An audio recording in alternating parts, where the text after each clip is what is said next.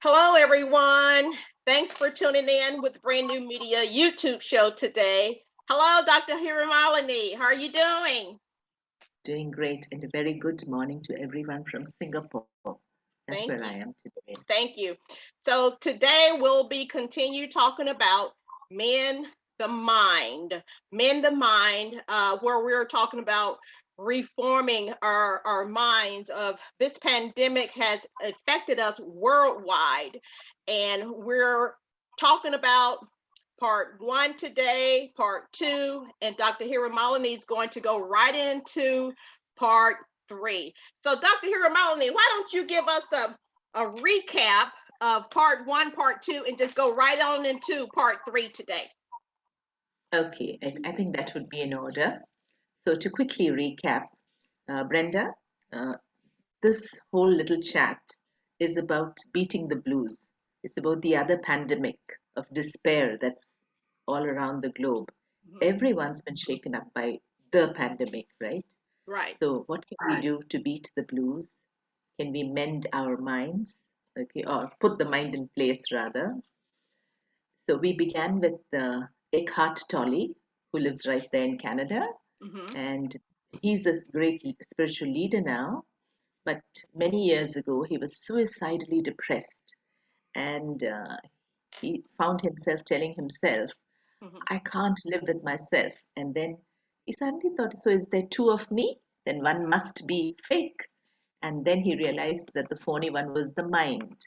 Mm-hmm. And the minute he snapped out of his mind, it was like he was liberated, you know. All that depression just vanished, and he had a glimpse of what he really was. And he says, "There's a space inside of me, it's far beyond the mind, where there's so much peace naturally." Mm-hmm. Now, for Eckhart, it happened like that, the snap of a finger. But, the ancient sages of India worked out a very practical, common sense approach to this. Maybe, just maybe, it Mm-hmm. will help us. Okay. So, what did the ancient sages of India tell us? They said they worked out two, two processes. One is they taught us how to logically understand that we're not the mind. Okay. And second, more important, Mm-hmm. they walked the talk. Just like we experience the outside world, they devised a way of going inwards and experiencing, living whatever they spoke about. Okay, so first let's just stick to the logic understanding part of it. Okay. This is we spoke about two thought experiments, right, Mm-hmm. Brenda? Right. The first one was is an activity that all of us all over the globe do. We go through life in just three states. Mm-hmm. We're either awake with the waker's world, or we're dreaming with the dream world, or we're fast asleep when there's no world, right? Oh, well. Right. Now, in the waker's state, like now, Mm-hmm. this is a state we're confused. We think we are the body or the mind or both. When we're dreaming, it's a little better. Because when we get woken up from that nightmare, we realize, oh, that was just a dream. Right. Though we saw us in the dream, we know it's not us. Mm-hmm. We know we are separate from it. And in the deep sleep state, it's even more clearer. Because when we wake up from deep sleep, the world was not there because the mind was totally off. But we know we existed, we feel there was a blankness, right? So Right. we are separate from the mind. Mm-hmm. And so then what are we? So the ancients said we exist. We are existence or just beingness. Okay. And mind you, this uh, maybe I should mention this here. See, you and I, we have a medical background. Next year Right. it will be 50 years, half a century since my joining medical college at Christian Medical College, Vellore. And you bring to the table your experience, your training as a nurse. So what we say cannot but be colored by our experience. So Right. listeners, you'll have to forgive us for that. Mm-hmm. Okay, right. So where were we? So what they said was, what is existence or being? Now, as a body and mind, we need time and space because the body functions in space and in time. So the mind definitely needs time because we organize things as before and after and things like that. But just being, just existence. It doesn't need time or space, just the concept of existence. So we are beyond time and space. In that sense, we're always there, everywhere. Mm-hmm. In other words, for omnipresence. It might seem stunning, but that's what they realized from experience. Then what else are we? This is thought experiment number two. They Okay. said, how do we perceive the external world? Okay, there's some, maybe we see, we hear, we smell, we taste, we're touched.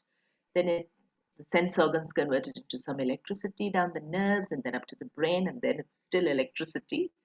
And then somehow the mind transformed this, into that beautiful music by Beethoven, and then, we're transported into such delight. Just how that happens, we don't know.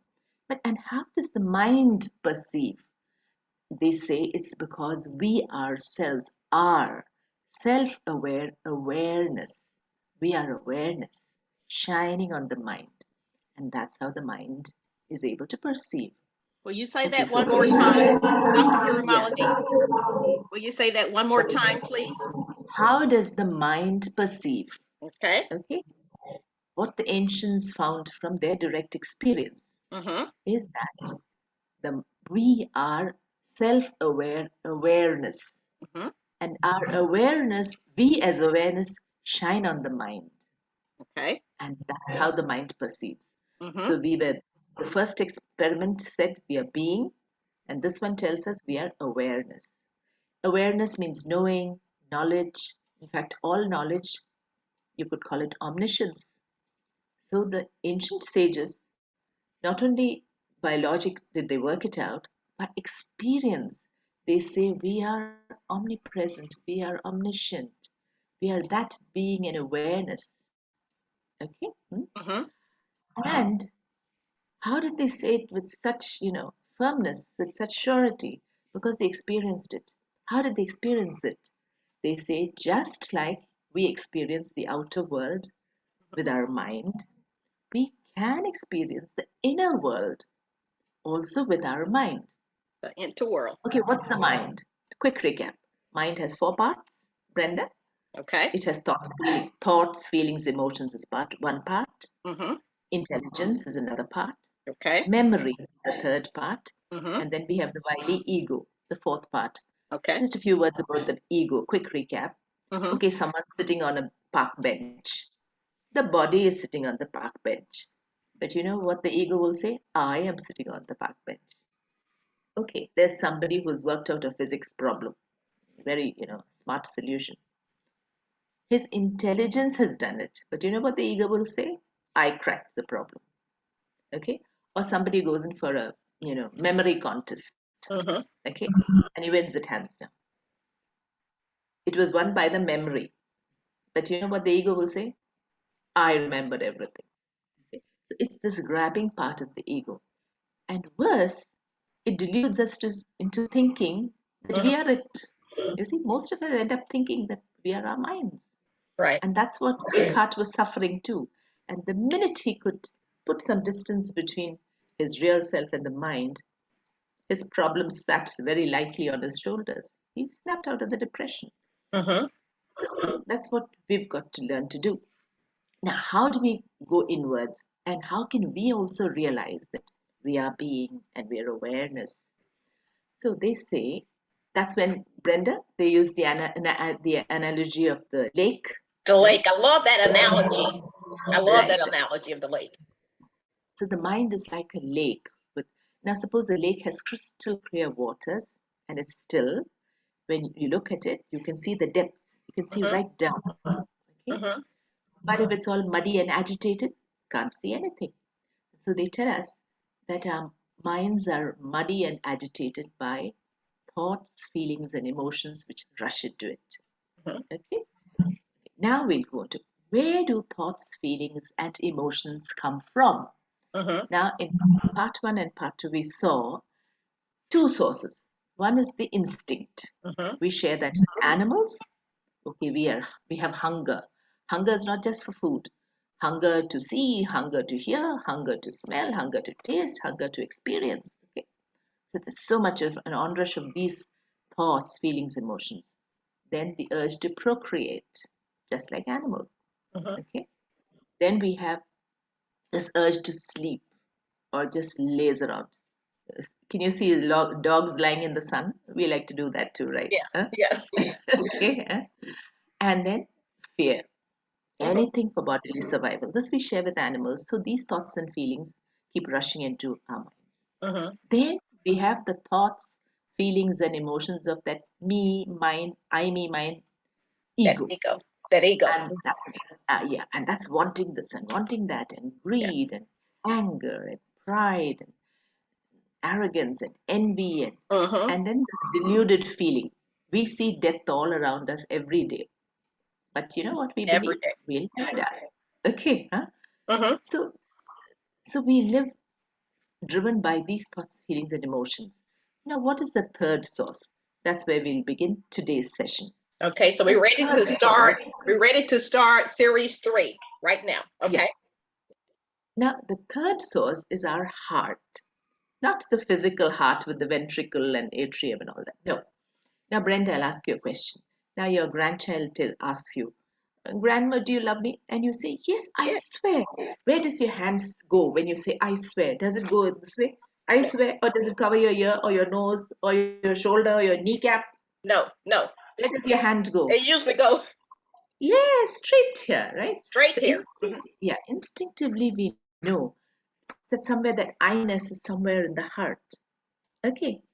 And what our ancients say is that there is a heart space which is even subtler than the mind space. Mhm. Okay, the mind space is subtle compared to the body, and the heart space is even subtler. And what is there in the heart space? There's two things. One, there's intelligence, just as there is in the mind, but this is supreme, that singular, unitary intelligence of the cosmos, of the universe. That's there in the heart. And there are also thoughts, feelings, and emotions caused by that intelligence which knows that all is one. All is Okay? one. Yes, that intelligence knows that everything is just one. Mhm. Okay? There's no separation. When you feel one with something, really one with something, what's the Mhm. feeling that comes up? Is Mhm. it anger? Is it envy? When you feel oneness, what's the feeling that comes up? No, you have a good feeling. Yeah, you have a Yeah, good it's feeling. love, Yeah. love, Yeah. right? Right. Therefore, the feeling that that's there in the heart is always love, Love. unconditional love. And Unconditional.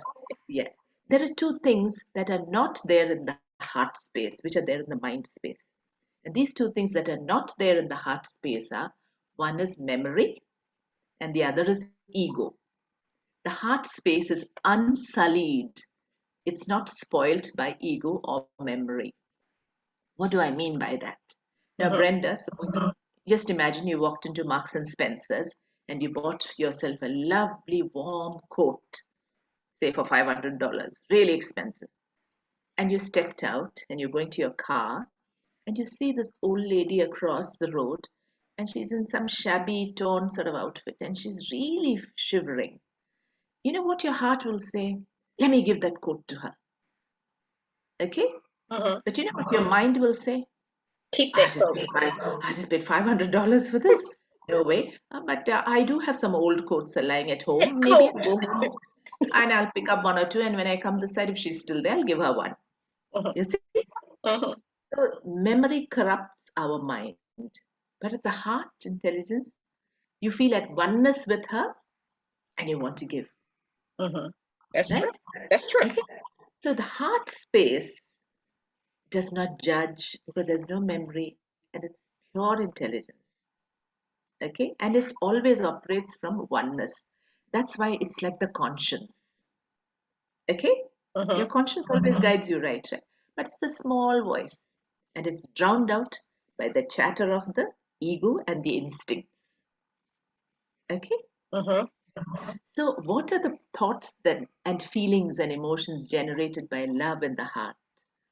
It's loving, serving, sharing, caring, Caring. giving, Mhm. forgiving, gratitude, and a willingness even to sacrifice. All of the good things. Yes. And because of this, what ensues is a sense of peace. Sense of peace. Okay? Mm-hmm. Right. So if in the lake you have these feelings, then it's not so muddied, but it's more transparent than anger and envy and frustration and right? Right. Okay. Mm. Mm-hmm. And peace is a kind of stillness. Okay. It brings stillness. Therefore, you can see, at Mm-hmm. least to some extent, the depth. Right. Right? Huh? Right. Of course, ideally, it's best not to have any water. Then you look down and you can see the depths. Okay. Yeah. Right? That's why my master, Bhagwan Satya Sai Baba, used to say, end the mind. That means no mind. No Then mind. you can see correctly. Mm-hmm. But Mm-hmm. okay, that's championship stuff. Okay, at least let's make it more still, calm, and more transparent so that at least we can glimpse the depths. Mm-hmm. So now you have the answer for it. We have the answer. If you can replace these instinct, ego, thoughts, feelings, emotions with the thoughts, feelings, and emotions of the heart. Of the heart. Right. So Right. instead of wanting more and greed and anger and envy and frustration and pride and That arrogance. muddy water. That Yeah. muddy water.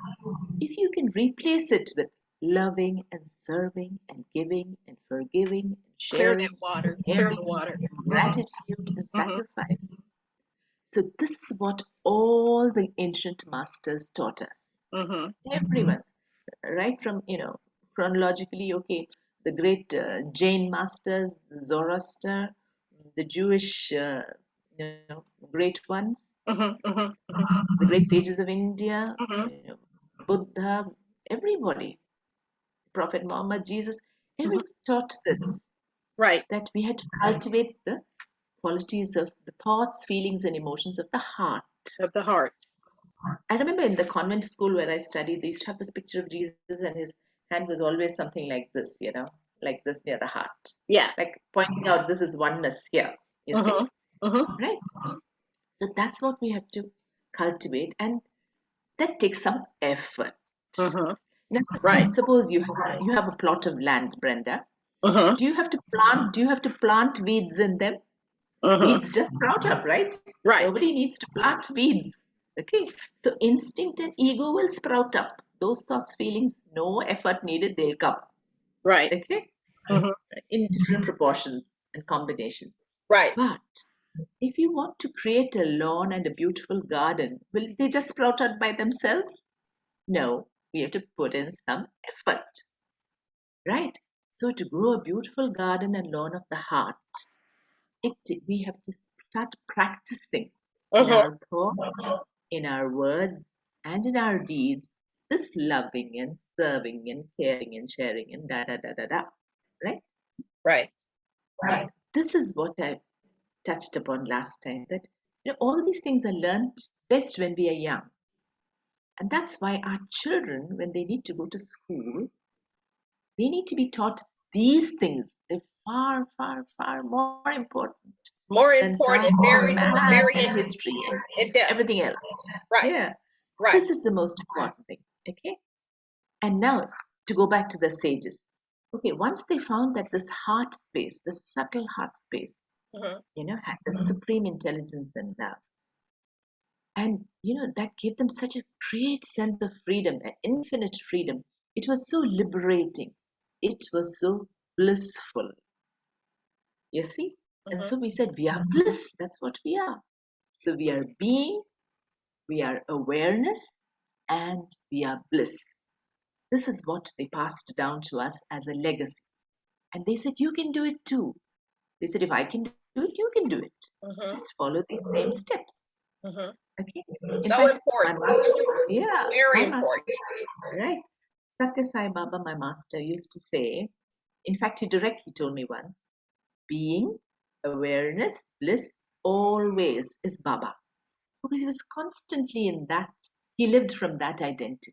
Mm-hmm. And that's why millions flocked to him, to all these great masters. Millions, I mean, so many flocked to Jesus, and the prophet, and to Buddha, and to Mahavira, and to all the great saints. All the great. because they all lived in being, awareness, unconditional love and bliss. That's what drew us to them. Mm-hmm. And we can be that too. Just imagine, you and I can be that too Mm-hmm. if we put in that effort. Mm-hmm. It Okay. takes an So we effort, could, people. yeah. It takes an effort. Mm-hmm. We need to cultivate the right thoughts, feelings, and emotions, and we need to go inwards by stilling the mind. Now, to still the mind is when we spoke about the breath, The brain. right? Now, as a doctor, when we were learning medicine, the only thing we were taught was breathing She's and a something. medicine specialist, people. Dr. Hiramalini Seshadri is a medicine specialist. Okay, Yeah. I just want to put that in. Okay. So, what did they teach us when we learned anatomy and physiology? Breathing is all about air and oxygen. Right. We didn't go into greater, greater depths of the breath as the ancient sages did. You see, they studied the breath far, far more. Mm-hmm, mm-hmm, Okay, mm-hmm.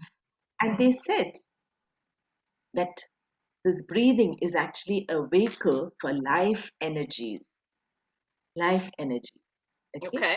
Okay. Okay, the body is a solid something. Okay, at least we feel it's solid, right? But for the body to function, it needs energy, right? Okay. Uh-huh. And according to the ancient sages, energy is not just from oxygen and metabolism. There is energy they worked out has 5 sources. One is the earth, because all the food, vegetables, everything comes from the earth.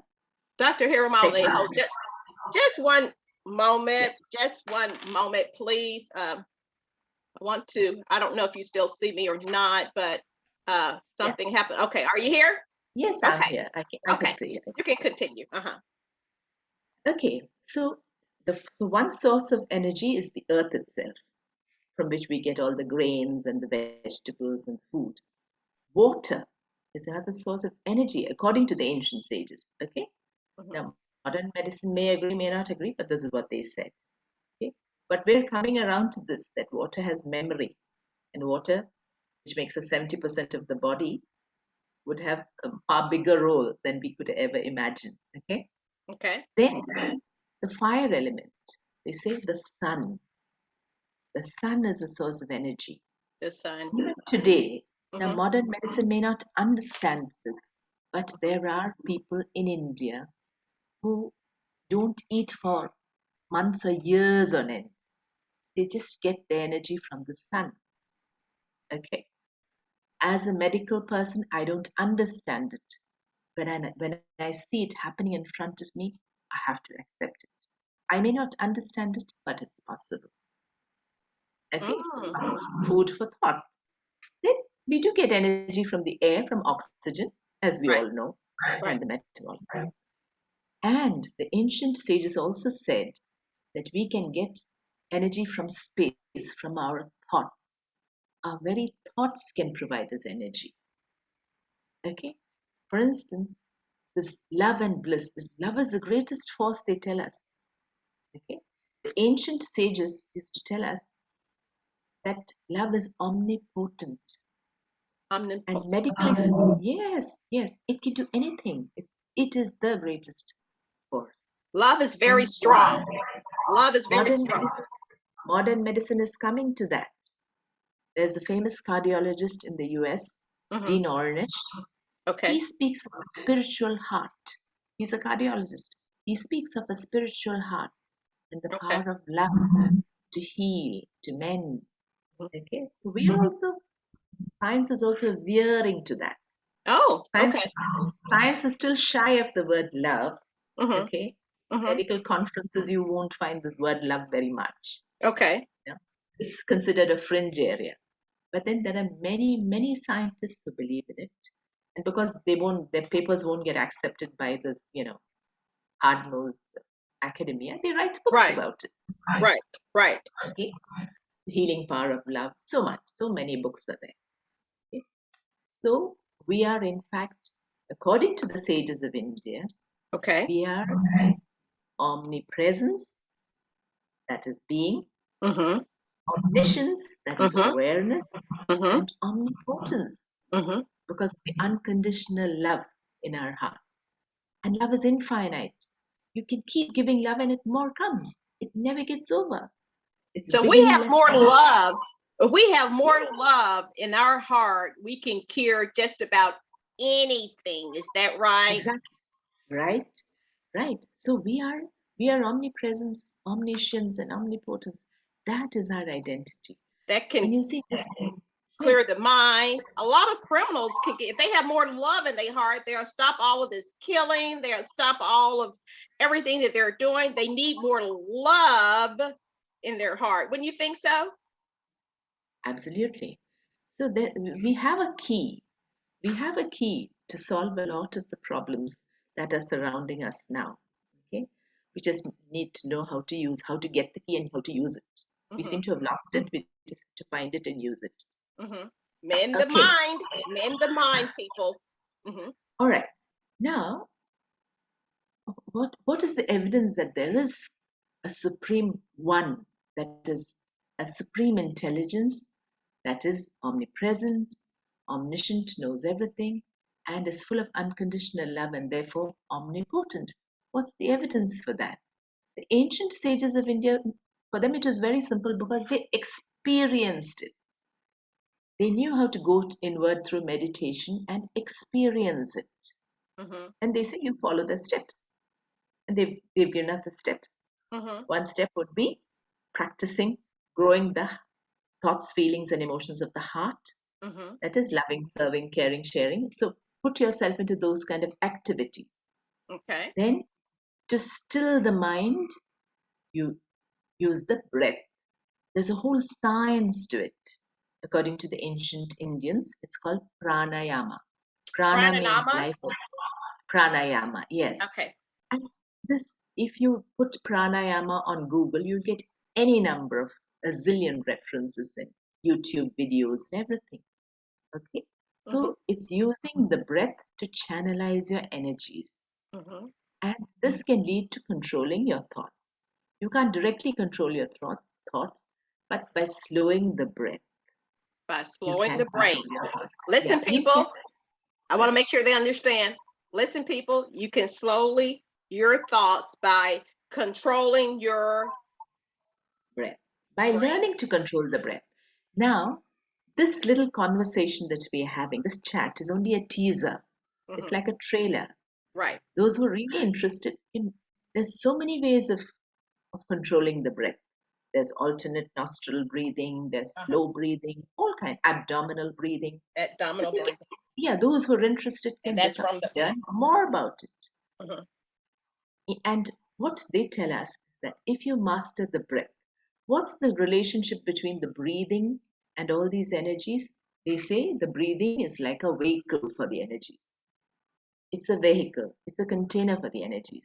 So if you Okay. know to breathe right, Breathe you can right. control your energies and your mind, your thoughts That's process. that's so Isn't that important. fantastic? Yeah, That's you know, so important. People say absolutely. that one more time, Dr. Hiramalini. Control If you can learn the techniques of correct breathing and correct breathing.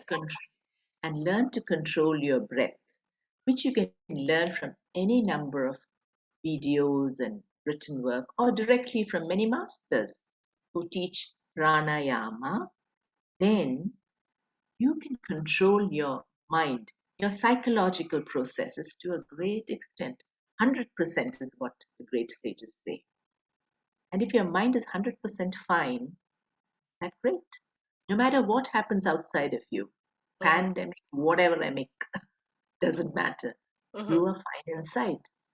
See, the outside world we cannot control, mm-hmm. but at least what's happening inside of us we should be able to control, right? We can control. Mm-hmm, Yeah, at least what's inside of us. So learn pranayama. This is, as I said, it's I'm no expert on pranayama, but I can show a finger pointer. Go uh-huh. that way, and you'll find it. Yeah. Okay. So learn more about the breath, more about pranayama. Okay. Pranayama. Learn And more about that. Uh-huh. yeah, and as a doctor, I can tell you a lot of the diseases of the body are related to the mind. So if you have a good, Let's say that. healthy Let's say that mind, one more time. I want to make sure they understand. A lot of the yeah, problems with of the the body. diseases that we're having today has a lot to do with the mind. Mind. Is that right, So if doctor? you have right. So if you have a healthy mind, I would say about 80% of your diseases will be gone. Will be gone.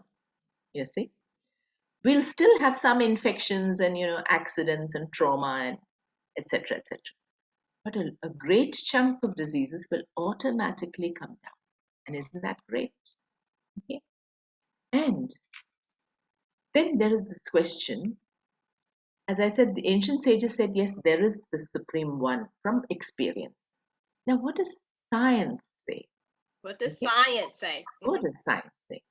Now, there's a doctor, a very famous physician, he's a great researcher called Dr. Robert Lanza. Okay. He says, when he studies not just the human body and even the universe, he says, Okay. it's absolutely impossible that we are here just by chance. No way. Okay. Okay. He says, for the universe to have formed, it's like, the Goldilocks story. Everything had to be just right, not too hot, not too cold. Mm, Goldilocks and the porridge story.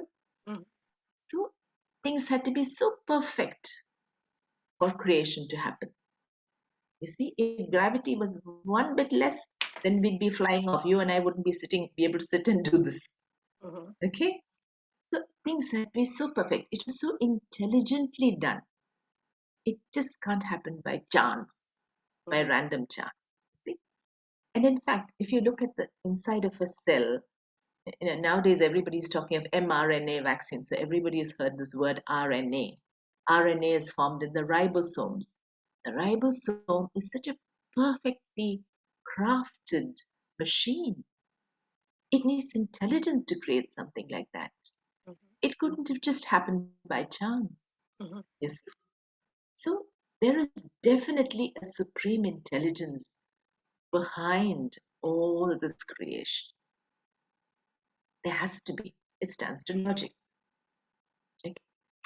And then again, if you look around us, we think we are the smartest people on the planet, right? And we think all intelligence is sitting in here. No. If you look at the ants, Mhm, there's something called a leaf cutter ant. It does farming, just like we keep farm animals. These mhm. ants keep aphids. Okay? They Okay. rear aphids. They feed the aphids.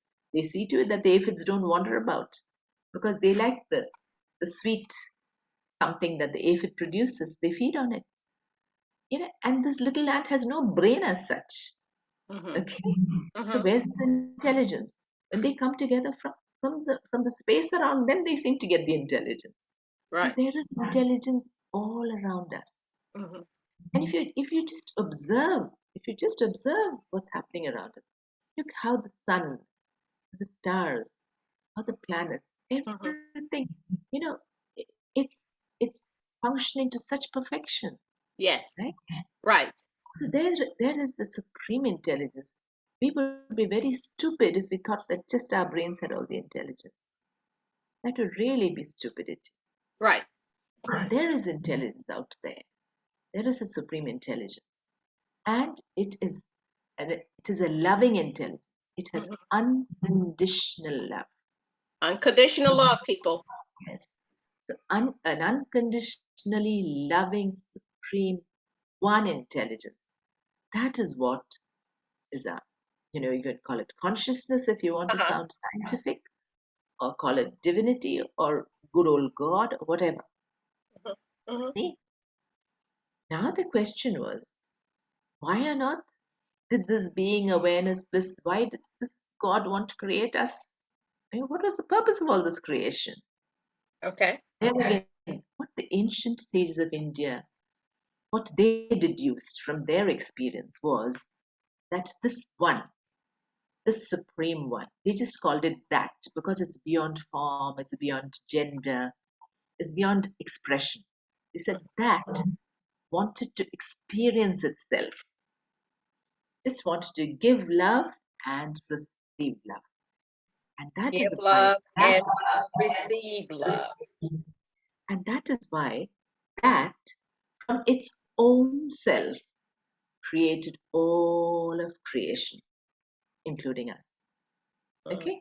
Mm-hmm. Mm-hmm. And they give the analogy of a spider. Now, how Okay. does a spider create a web? The web is secreted by the spider from its own self. It's part of the spider. Okay.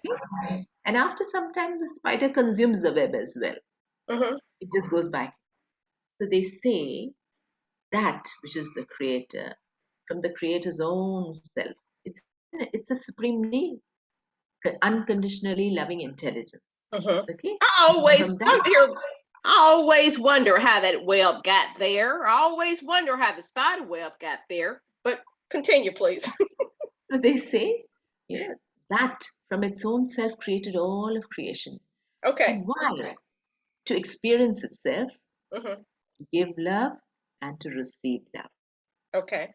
Okay? Okay. That is the only purpose. Then, there was one great master in India called Swami Chinmayananda. That was his name. Chimande. When he was a student, he was a journalist to start with, by the way, Okay. and he went to the Himalayas, up there some 15,000 feet above sea level, Mm-hmm. to learn from a master, to learn all these things from a master. Mm-hmm. And then he asked his master, okay, if that one, Mm-hmm. wanted to give love and receive love, okay, I mean, that one could have just created spiritual beings. Why did that one truss us up in this body mind and confuse us? Mm-hmm. Why was it necessary? He could have, I mean, there's no he, it's beyond gender. That Right. one could have just created, subtle, in everything in the subtle, spiritual beings. Then we wouldn't have been, had the bondage of the body and mind. Now, his master kept quiet, didn't answer him. But after a while, his master said, uh, get me water. Okay. Now it's 15,000 feet above sea level and somewhere up there in the Himalayas. No taps, no water Okay. supply system. Okay. Uh-huh. You have to go down to the river, climb down Mm-hmm. the mountain to the river to fetch water. Okay. So Swami Chinmayananda, who was a student then, Okay. probably took some vessel, went down to the river Okay. and Uh-huh. filled water, brought it all the way up, and said, oh, master, here's the water. And then his master says, what? What have you brought? Mm-hmm. I asked for water. What is this? He said, master, this is water. No, you brought something else. He said, oh, but this is a vessel with water. I didn't ask for a vessel. I asked for water. Okay. And then Swami Chinmaya says, but without the vessel, how can I bring the water? Then he realized that was the answer to his question. Why did that one create us with all this body and mind? Mm-hmm. So this body mind is like a vessel. It's like a container for the water that we really are. That is being, awareness, and bliss. You In got that? awareness and bliss. Mm-hmm. Okay. The ancients always spoke with analogies, like the Zen masters. So now it makes sense. This body mind is like a container for the being, awareness, bliss that we really are. Okay. And how does this getting to our right identity help? Let's look at it practically. Okay. Now, if we look at ourselves as I'm white or I'm black, then that our identity is a very separatist identity. And whatever we think is our identity, our body and mind will do everything to function that way and to protect that identity. Right. If Right. you think I'm American, I'm Indian, I'm Japanese, I'm French, then our identities, all our bodies and minds will function only that way. That's right. In fact, That's we'll right. be ready to die for that piece of cloth, for the flag. Mm-hmm. Okay? Or if we think I'm Jewish or I'm Christian or I'm Muslim or whatever, Right. then we function only in that way, That's right. separate. Okay. But when we think I am being awareness, bliss, I'm one with everything. Right. Whatever was, is, and will be, I'm Oh. one with that. Then you feel such an expansive sense of self. You feel so liberated. Mm-hmm. And there's no problem because everything is just part of you. There's no other. You see? Mhm. Mhm. And a lot of all this despair and depression and everything will come. And we know then, because existence is eternal, we're Right. there always, we're always everywhere. Imagine if we can experience that. Would we worry? We Mhm. wouldn't. We wouldn't Right? worry. Right. In fact, many modern in modern medicine, there's publish or perish is the rule. You have to publish papers and have your name as the first author, preferably as the first author, or at least as some author, or at least as the last author. Mhm. People are so bugged about putting their name to every paper published because they think they are that name and form, which is so temporary. The Okay. ancient sages of India never put their names down to anything that they found They don't put because their name on anything that they found. they realized that this name form, this body mind, is just a container. It's like a pair of clothes. That's not me. Okay. I'm being awareness, bliss. That's one with that, the supreme one. Okay. You see, and I'm everyone. Everyone is me. There's no difference. Mm. Now, if we started thinking like that, would we have the problems that we have today in the world? All No. these silly wars and violence and all We that would really be would. gone, right? Right. Right. Yeah. And even a handful can make a difference. There have been so many studies. There are Buddhist monks in Thailand, maybe a few thousands of them would do meditation for so many days. Mhm. And they found that during that period, Mhm. globally, the rates, all violence would come down. Okay? It's almost like a cause and effect relationship. One more time, Dr. Hiramalini. Say Yeah, that one more time. We want to make sure people understand what you yeah, said. yeah. There, as I said, it's not necessary that all 7.6 billion of us have to become self realized. Even if a handful, if a small percentage of Mhm. us can realize our own selves, that we're not just this body mind, that we're one with that supreme. And if we can think constantly, that's meditation, Mhm. and and function from that perspective, that can change the world. That Because can they change the found world. that That can change the Buddhist world. monks, they've had mass meditation.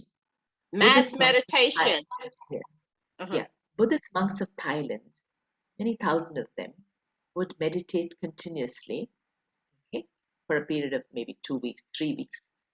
And scientists have studied the crime rates, terror rates, violence rates across the globe. And they found that during the time these monks did their mass meditations, those rates of violence, crime, terror came down. It's almost like a cause and effect. Scientific evidence, people. Yeah. Scientific evidence. The crime rate Then, goes down. yeah. You Thank might you. ask me, just a few people meditating in Thailand, how can their minds affect the world? There's an experiment which I had quoted in my book more than 20 years ago. There used to be a scientist called Clive Baxter. Mhm. What he did was he scraped the buccal mucosal cells. That is the lining of the mouth inside. You can Mhm. scrape it, you see, the buccal mucosal cells, and Mhm. you can keep those cells alive in a petri dish. Mhm. Okay? So he took buccal mucosal cells from some volunteers and took these cells alive in a petri dish a few miles away. Okay? Mhm. And then he made these volunteers watch some movies, okay, which caused all kinds of emotions in them. Okay. And he measured the electrical activity of this buccal mucosal cells, which were far away, many Okay. miles away, Mhm. not physically connected in Okay. any way to their origin, that is the to the mouths of those volunteers. Okay, Okay. and whenever the volunteers felt some kind of emotional peak, these mucosal cells also would show a jump in their electrical activity. Mhm. In Mhm. other words, the minds of the volunteers affected their buccal mucosal cells, which were miles away. Okay, Mhm. so So it is possible that mind is not limited to the body. The mind is a subtler space, and it extends far, far beyond the body. Okay, We can and control the mind, people. We can control the mind. we need to. And this intelligence is everywhere, as I mentioned earlier.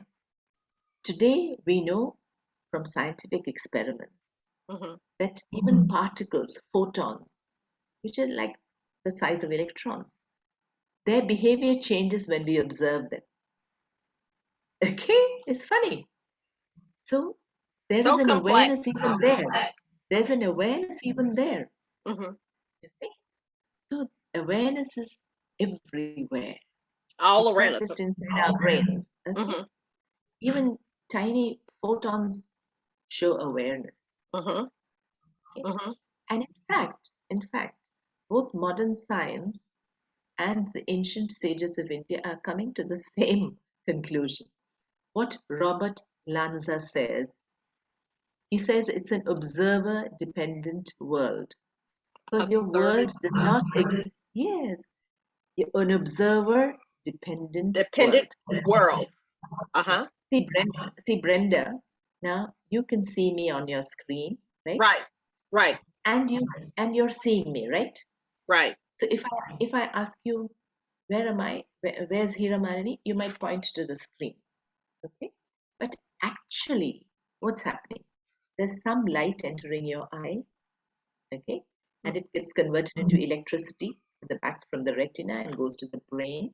Mm-hmm. And finally, it's your mind that sees it. The mind inside of you that sees it, right? So Mm-hmm. it's actually here that you're seeing me, right? Not Mm-hmm. out there, right? In fact, So the whole universe we see in here, we see not and hear. out there, not We out there. we see and hear people, and we don't see out there, but we see and hear. Our mind Right? controls everything, right? And in fact, now a bat might see the world or universe differently. An ant might see it totally differently. An elephant sees it differently, right? So there is no one thing as the universe. It's all our perception and it's all in here. What We the ancients control have our given health, us. right? What We the control yeah, our health. We control our body. We control everything, people. We control everything with our so mind.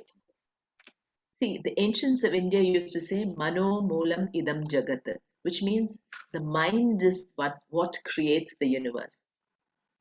Because it's what we perceive in here, right? Mm-hmm. Okay. So modern with the viewpoint and ancients viewpoint are coming closer and closer together. Okay. Now, if the mind is so powerful, it's a tool that's been given to us. Now, Very powerful. when we buy a nice mobile phone, don't we Uh-huh. take out the user's manual and look at it? Mm-hmm. See how do we use it, right? Right. Same way the mind has been given to us. Right. This body has been given to us. The body has been given to us. Right. Now we need to know how to use it right. Not in the wrong That's way. Not in the wrong way. We need to know how to use it in a positive right. way, Yeah. people. The other day I was watching a YouTube video by Sadhguru of Isha. Mm-hmm. Okay. And he was saying, just imagine, suppose your hand, suddenly your hand starts, even when you're talking, your hand start doing this. Right. You might even, it's out of control. Mm-hmm. Okay. Your hand is sick. It might even poke your eye. Mm-hmm. Right now, our minds are like that. Our minds are just running all around the place and creating all kinds of trouble for us. You see, oh, Right. fear and worry and anxiety. So we need to know how to use our minds. We are not the mind. The mind is ours, but we are not the mind. We are not the mind, people. Yeah, We're talking about we men the mind. Men the right. mind. Brand New So Media this is is talking about men the mind with these series. Say that again, yeah. Dr. Hiramalini. So the mind is like, as I said, like this hand that's out of control. The mind is out of control and creating despair and worry and sadness and everything for us. Okay. But if only we knew how to use the mind correctly. Okay? What the ancient sages of India did was they literally gave us a user's manual. Mm-hmm. They logically made us understand Mm-hmm. that we are not the mind, and they also have set out a step by step process to realize and experience that we are being, we are awareness, we are bliss. And what is this process? We need to replace all the instinct and ego driven thoughts and feelings as far as possible Mm-hmm. with heart driven thoughts and feelings and emotions. Okay, that takes some effort. That's right. Mm-hmm. That's step one. That's right. Then to try and still the mind so that we can see the depths, Mm-hmm.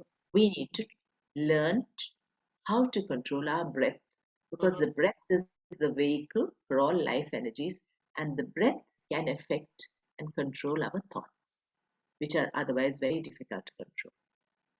Okay? And the science of the breath is what is called pranayama. And to an American audience, this is fine because I've read that 20% of Americans practice yoga. That's much more than is in India. Okay, pranayama is one of the first steps in yoga. In fact, the first two steps are all about cultivating these qualities of the heart, Mm-hmm. yama and niyama. Remember, we spoke about that in the first part. Series one. Uh-huh. Yeah. Yeah. So, so cultivate the heart qualities, learn pranayama so that you can control your mind to a large extent. Okay? And then you will be able to go inwards and experience this being, this awareness, this bliss through meditation. Meditation is again part of yoga, right? And all these sort of asanas, the various postures of yoga, is all trying to channelize the life energies. Now, life energies from a medical point of view, we don't know much about them, to be Mm-hmm. honest, the world of medicine. Though we now say, yes, there is an energy body, there is an aura, okay? We do agree. And there is something like called a phantom limb. Phantom. Now, somebody has an amputation. The limb is not there physically. And yet, the person feels that he has that limb. He feels the pain in that limb. Okay? Mm-hmm. So there are, and we still haven't been able to work that out. They say no, the brain thinks that it's there because certain circuits feels the pain. Okay, so even if something is not there physically, it can be present in the subtle. Okay? Thoughts are subtle, love is subtle, hatred is subtle. All these. So there is a huge subtle world within us. Okay, and according to the ancient sages, we have many bodies, not just the physical body. In medicine, we only talk of physical body, right? Right. But ancient sages of India, they deduced from their experience, from their common sense thinking, and from their direct experience Experience. that, yeah, that there are five bodies. This being, awareness, bliss is what we really are. Mm-hmm. Okay? Or what they call it that, or the Atman. Okay? When Mm-hmm. it's Mm-hmm. individual, they call it Atman. Mm-hmm. When it's universal, they call it Brahman. It's Mm-hmm. being, awareness, bliss. And they say it's housed in five bodies. One is the physical body. Mm-hmm. Now, in medicine, we used to think that the body is absolutely solid. We still believe that because we're That the studying body in nature. medicine, we think the body is solid. Solid. Okay, Okay. we function at that level. However, science also tells us that the whole body is made of atoms, and atoms are 99.999% empty space.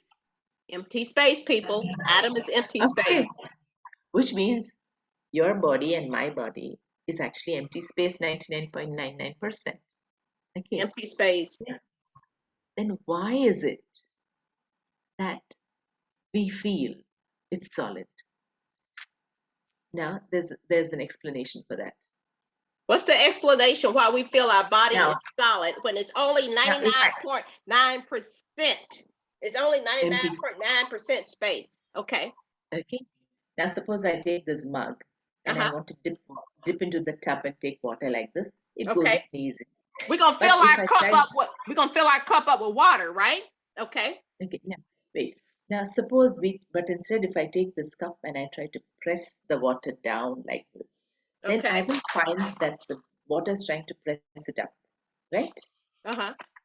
If you take a mug, say a big plastic mug instead of this one, this way you can take the water out from the Right. bucket or tap, right? But Right. if you just press it down on the surface, the water will try to press it up back, Right. right? Right. Just fill your tub with water. Take any basin or bucket or big mug or anything, and just try to press it down. The water will press it up, Right. right? Mm-hmm. That's because of the force of surface tension. Likewise, there are many forces. They call it four forces actually, Mm-hmm. around us, and when we try to go through this hand, those forces press upwards, Right. and so the space is solid. We feel it is solid because there's a force pressing upwards as well. Right. Okay, you can try Uh-huh. this experiment. You just fill your tub with water, Uh-huh. take a big basin. You can, if you dip in the basin like this, you can take water out. But if you just put the basin flat and try to press down, the water will press it up. We'll press it up. Okay. Water will push it up, right? Mm-hmm. Because of Right. the surface tension of the body.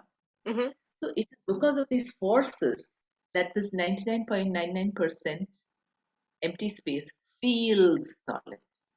So it feels And solid. also, yeah, and also our sense organs and this brain, it gives us a wrong perception that it is solid.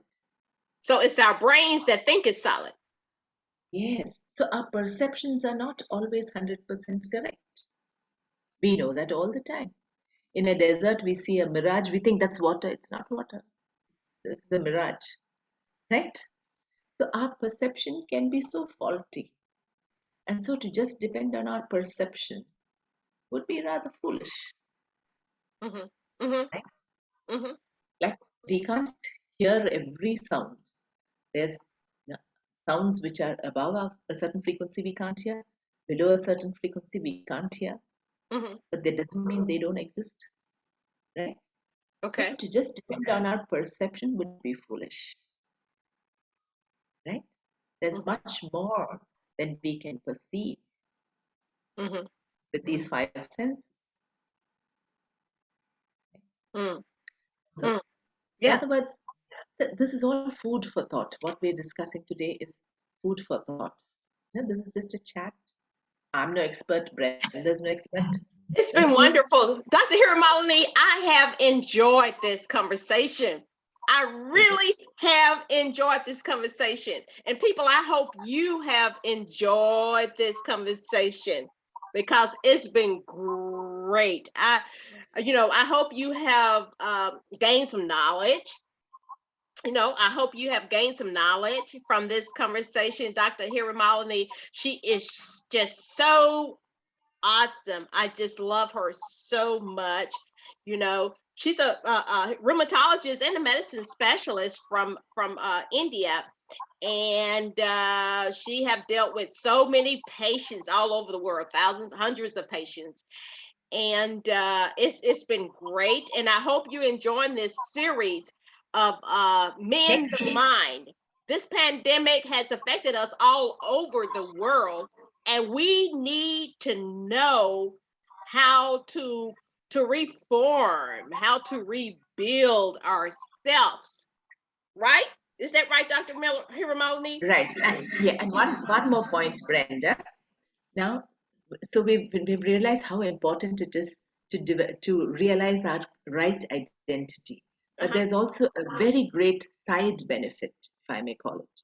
The Okay. side benefit is that if we go through this process, okay, Mm-hmm. of demuddying the mind and stilling it, Mm-hmm. we can also heal ourselves, not only of mental troubles, Mm-hmm. but also of a whole lot of physical troubles, okay, physical illnesses. And that is a side benefit, okay, Mm-hmm. like a side effect, a side benefit, I would call it. Okay. And maybe our next session, which may be the last, we'll focus on that, so that it's not just that we have the benefit of self-realization, and that, according to the ancient sages, is the most important thing in life. Now, why is that, and what do they think about that? We'll discuss next time. We'll But discuss next also, time. and also the side benefits, the fantastic side benefits in terms of good mental health and good physical health. Mm-hmm. Isn't that great? That's great. That's Yeah. great. So it's like a double whammy. Not only success in life or the purpose of life, but in a healthy body mind. Mm-hmm, mm-hmm, mm-hmm. It's been great, Dr. Oh, Hiramalini. As always, thank you so much for your time, for your knowledge. I just love chatting with you. It's been great. We have just so much chemistry among each other, and I hope that you are enjoying this conversation. I mean, we need to know how to heal with this pandemic, mend the mind with this series. Dr. Hiramalini, any more things you have to say with this series here? yes. And in the same breath, when I thank you, I must also say that the greatest lesson that I'm learning is that I am not Dr. Hiramalini. That's just a name, and this form is just temporary. And I'm trying really hard, to go within and discover that being, awareness, bliss that I truly am. Okay? Huh? Hmm. So as I said, I am really not Dr. Hiraman. Okay. Thank you so much. All right. And Thank thank you. you, people. Please share this video. We appreciate you and get ready for part 3. Thank you very much. Good night, everyone. Thank you very much. Good night. Namaste.